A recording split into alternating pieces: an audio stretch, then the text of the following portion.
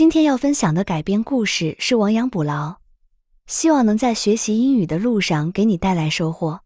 你的每个点赞和订阅都是对我莫大的鼓励。那么，咱们开始吧。You can lose a sheep, but that doesn't mean you lose the whole flock. 2,000 years ago in ancient China, during a time called the Warring States period, there was a king named King Xiang of Chu. He ruled a powerful kingdom, but he had a problem. He loved parties. He loved music and dancing and beautiful women. Every day was a celebration.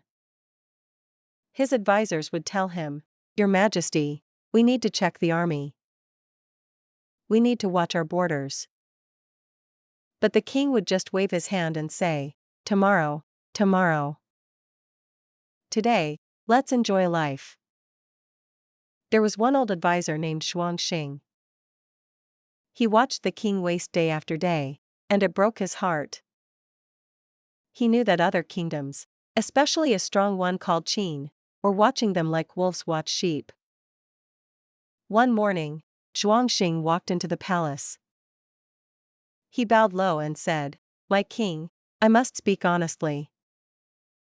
You spend all your time with men who only tell you what you want to hear. They laugh at your jokes and agree with everything you say. But outside our borders, our enemies are sharpening their swords. If we don't change, Chu will fall." The king laughed. It was not a kind laugh. "Xuanxing, you are old. Your mind is weak. Are you saying I am a bad king? Are you saying I cannot rule my own land? Go home. Drink your tea. Let the young men handle things." Xuanxing felt a cold hand squeeze his heart. He tried again. "My king, if you keep trusting those 4 men, disaster will come. I am so sure of this. Let me go to the kingdom of Zhao. Let me wait there. When trouble comes, you will remember my words." The king was annoyed now. "Fine. Go to Zhao. Go anywhere. Just stop bothering me." So Xuanxing packed his bags and left his homeland. He traveled to the kingdom of Zhao and waited. He did not want to be right. He prayed every day that he was wrong. But 5 months passed, and then the news came like a thunderclap. The army of Qin had attacked. They swept through Chu like fire through dry grass. They took the cities, one by one. They took the capital. King Xiang ran for his life, fleeing into the countryside, hiding in a place called Qingyang. Picture the king now. No palace. No parties. No servants bringing him wine. Just the cold ground and the sound of wind. He sat there, wrapped in a rough blanket, and thought about Xuanxing's words. Every warning came back to him. "I was a fool," he whispered to the night. "A stubborn fool." He sent his fastest riders to Zhao. "Find Xuanxing. Bring him back. Do not come back without him." When Xuanxing arrived, the king did something he had never done before. He bowed to his advisor. "I did not listen to you. I was blind and stupid. Now my kingdom is broken. My people are suffering. Tell me, is there any hope? Can anything be saved?" Xuanxing looked at this humble man and saw that his heart had changed. He said, "My king, there is an old saying. When you see the rabbit, it is not too late to call the dog. When the sheep is lost, it is not too late to fix the pen." The king frowned. "What do you mean?" "I mean this," Xuanxing said.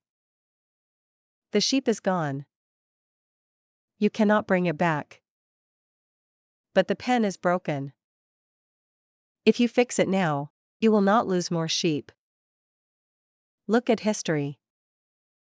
The great kings Tang and Wu ruled only a small piece of land, but they built great kingdoms because they made good choices. The bad kings Jia and Zhou ruled all of China, but they lost everything because they were lazy and proud. You still have land. You still have people who love you. If you change now, if you work hard and choose wise advisors, you can rebuild. The king listened.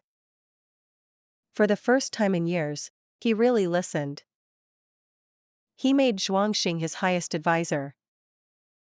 He fired the foolish men who had flattered him. He rebuilt his army.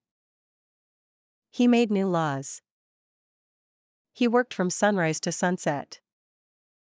And slowly, his kingdom began to heal. He took back some of the lost land. He gave his people hope again.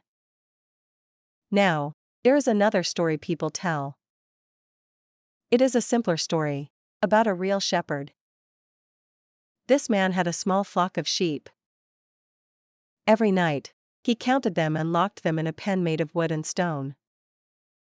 One morning, he woke up and saw a hole in the pen. He counted his sheep. One was missing. A wolf had come in the night. His neighbor came by and saw the hole. You should fix that, the neighbor said. The wolf might come back. The shepherd shook his head. What's the point?